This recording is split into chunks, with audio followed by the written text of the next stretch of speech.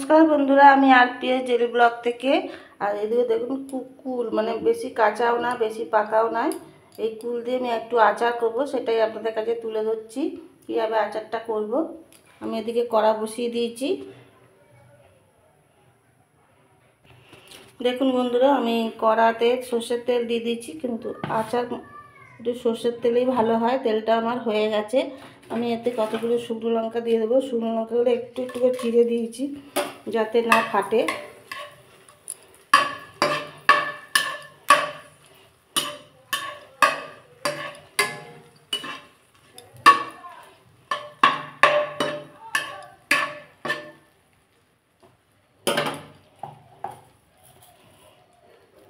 একটু পাঁচফোড়ন দিয়ে দিলাম।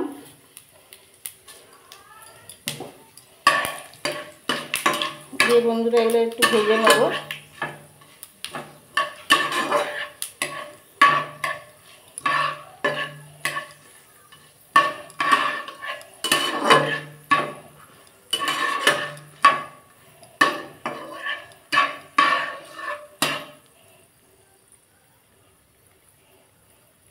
দেখুন বন্ধুরা, এগুলো আমার ভাজা হয়ে গেছে। আমি এবার কুলগুলো তুলে দেবো এর মধ্যে।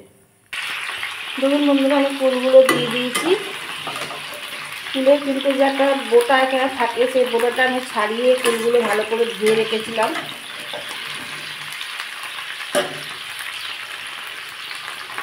এর মধ্যে পরিমাণ মতো হলুদ দিয়ে দেবো।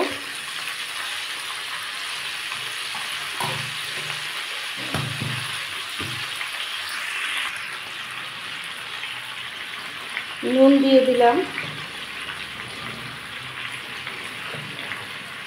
আমি 3 চামচের মতো নুন দিয়েছি, পরে লাগলে আবার দেবো। দিয়ে বন্ধুরা এটা একটু ভেজে নিতে হবে। আমি একটু চাপা দিয়ে দেবো ফুলগুলো নরম হওয়ার জন্য, কারণ একটু ফুলগুলো মানে বেশি পাকা নয়, কাঁচা পাকা।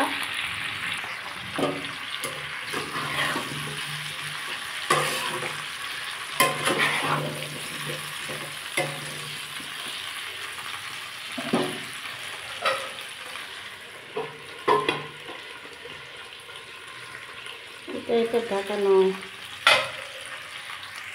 দেখুন বন্ধুরা, আমি চাপা দিয়ে দিয়েছি। ওই ঢাকাটা এক ছিল না, ওই জন্য পড়ছিল না।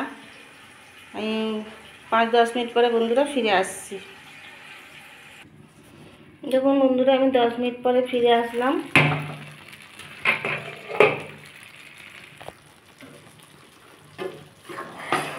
দেখুন এটা কত নরম হয়ে গেছে। আর এটা কাঁচা বলে একটু এমনি কুল একটু লাল লালে ভাবই হয়।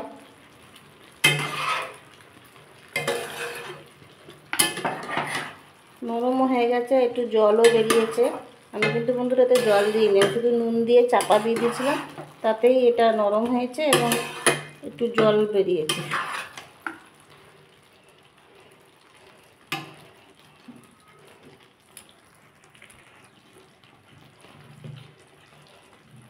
বন্ধুরা আমি এর মধ্যে এবার লঙ্কার গুঁড়ো দেবো, কারণ একটু ঝাল ঝাল না হলে ভালো লাগে না। ঝাল ঝাল টক টক মিষ্টি মিষ্টি, তাই লঙ্কার গুঁড়ো দিলাম।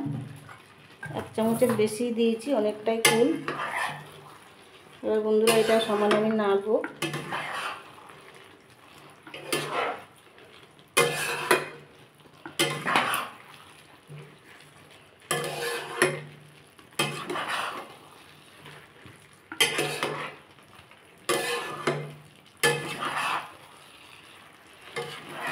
আমি লঙ্কাটা ওর সাথে মিশিয়ে দিলাম।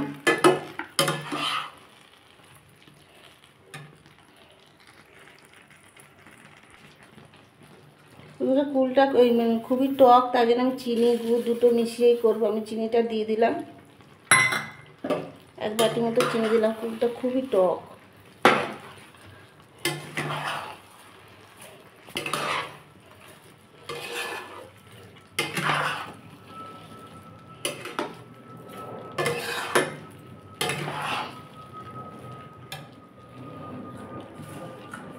এখানে আমি আখের গুড় দিয়ে দেবো।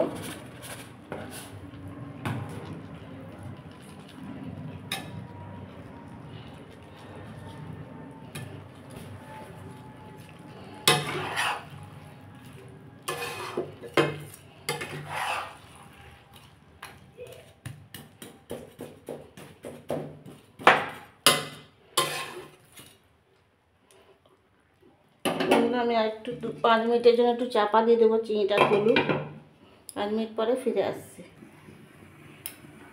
দেখুন বন্ধুরা, আমি 5 মিনিট পরে ফিরে আসলাম। দেখুন আমার চিনিটা গলে গেছে, গুড়টাও গলে গেছে। এবার বন্ধুরা সমানে এটা একটু নাড়তে হবে, নাহলে তলায় ধরে যাবে।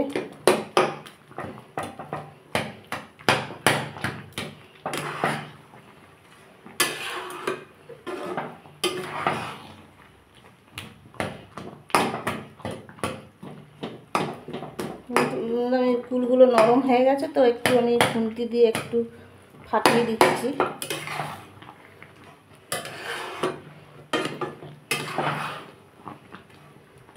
বন্ধুরা এইভাবেই সমানে এখন নাড়তে হবে, নাহলে মানে তলায় ধরে যাওয়ার চান্স আছে।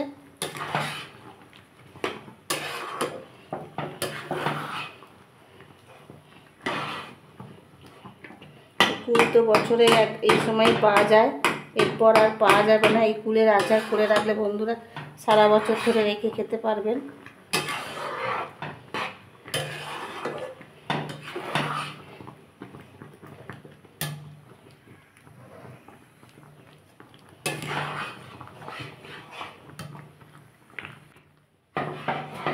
দেখুন বন্ধুরা আমার অনেকটাই হয়ে এসছে। এটা একটু লাল লালে ভাবই হয়, কুল তো কুলে একটা দেখুন সব ফেটে গেছে। ফেটে গেলে বেশ মানে এর ভেতরে সব মশলা জুস সব ঢুকবে। আমি একটু ফাটিয়েই দিচ্ছি, কারণ এটা তো কাঁচা কুল বন্ধুরা। এটা সমানে এরমভাবে নাড়তে হচ্ছে। পুরো নাড়াটা দেখালে বন্ধুরা ভিডিওটা অনেকটা বড় হয়ে যাবে, তাই এখানে আমি স্কিপ করে করে দেখাচ্ছি। আর এরকম করে সমানে নাড়ছি।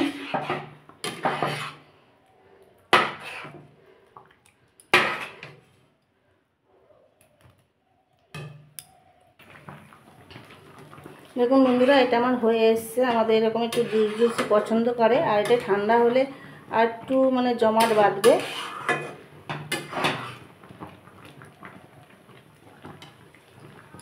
বন্ধুরা আমি এতে 5 ফোড়ন ভেজে গুঁড়িয়ে রেখেছিলাম, আমি সেটা দিয়ে দেবো এর মধ্যে। দিয়ে বন্ধুরা একটু নেড়ে দেবো।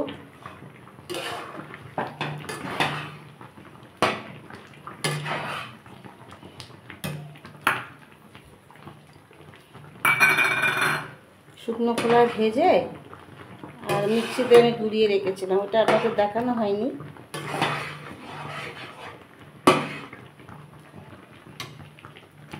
আর বন্ধুরা আমি একটু ভিনিগার দেবো, কারণ কুলের আচার আমি অনেক দিন ধরে এটা খেতে হবে, তার জন্য ভিনিগার দিলে 1 বছর কিচ্ছু হবে।